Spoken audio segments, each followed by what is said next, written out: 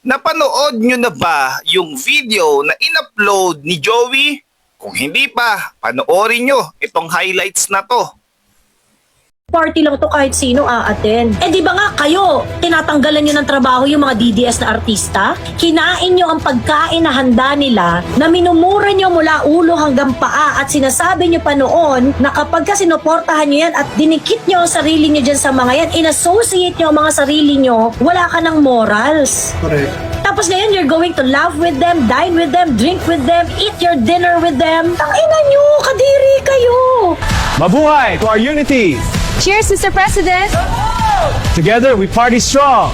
Sobrang daming post ni Pinky Amador. Nagalit na galit siya sa mga Marcos. Walang mag-move on, walang mag-ano, ganyan-ganyan, eme-eme. Pagkatapos ngayon, happy-happy kayo? Iniinom ang alak na prepared ng mag-asawang Marcos? Of course, sinimulan niya ni Sharon Cuneta. Let us not forget Kiko Pangilinan. Kasi si Kiko Pangilinan, nung pinalibing ni PRRD ang tatay ni BBM, ang gustong gawin ni Kiko Pangilinan ay hukayin yung pinalibing, hukayin yung mga buto. Pero si Kiko Pangilinan ngayon, drinking the wine that they prepared, the alcohol that they prepared. O pagkatapos, si Pokwang, ang dami mo rin nasabi, Pokwang. O tapos ngayon, asan ka na? Ngayon, party-party na kayo, di ba? Pagkatapos pag pinapaalala sa'yo na, uy, di ba, anti-Marcos ka dati? Magagalit sila. Magagalit sila. Magwawala, magagalit. Oo, ayan, sinabihan namin kayo na huwag niyo iboto yan sila BBM. Ano sabi namin sa inyo? O, tama kayo. Kaya ngayon, kinokorek namin yung mistakes namin. Naiindigan kami. Eh, bakit kayo hindi nyo magawa? Sherry Pie Picache. Ah? Ang ina nyo. Galit na galit ka kay Daryl Yap. Sabi mo kay Daryl Yap, walang konsensya. Bakit yung konsensya mo nakalimutan mo nung inimbitahan ka ni Mamshi at saka ni Papshi na mag-attend ng party? Kung may integridad kang tao, di ka makikikain sa handaan ng taong minumura at nilalait mo unless patay gutom kayo. Correct! Yung ginagawa ng mga kakamping, yung mga social climbing na ginagawa ng kakamping, yan yung mga toxic social climbing eh.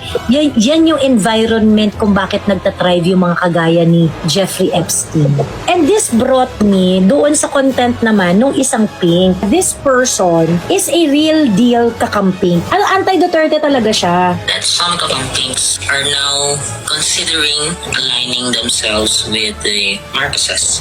Oy, taga lang, hindi to fake news.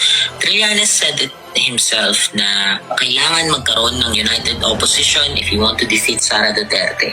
Even Senator Risa Ontiveros herself said that kailangan pag-isipan maigi kung ipag-align ba sila with the administration. Pero y'all are proving their narrative na kainsuka daw ang mga kakamping. And it's becoming true. Kasi para sa kanya, anyone but Inday. Pero at the same time, hindi pa rin niya matanggap na yung mga yellows at saka mga pinks makikipag-alay sa mga Marcoses. Eh kaso nga lang, hindi kayo mananalo kung hindi kayo magkakaisa. At kahit magkaisa kayo, wala ka rin kayong chance na hindi rin yun assurance na kaya nyo talunin si Inday. Eh buti ba sana kung hindi nyo inaway ng almost 4 decades ang mga Marcos? Diba? Eh wala naman kayong ibang kaaway.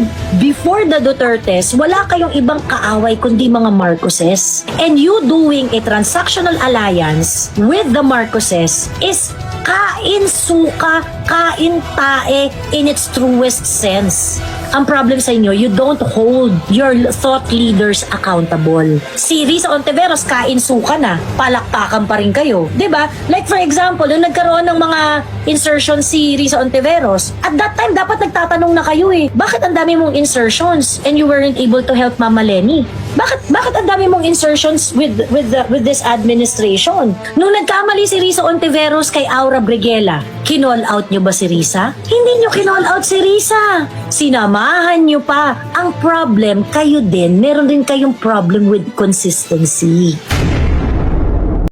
Yung mga dating sinusuka itong mga Marcoses, yung isinuka nila, kinain nila, ganito kasalimuot ang politika natin sa Pilipinas. Kasi kasalanan din naman ng mga tao o mga supporters dahil kinukonsinti natin yung mga gawain ng mga mali ng mga politikong sinusuportahan natin. Kaya nga tama yung sinabi ni Joey.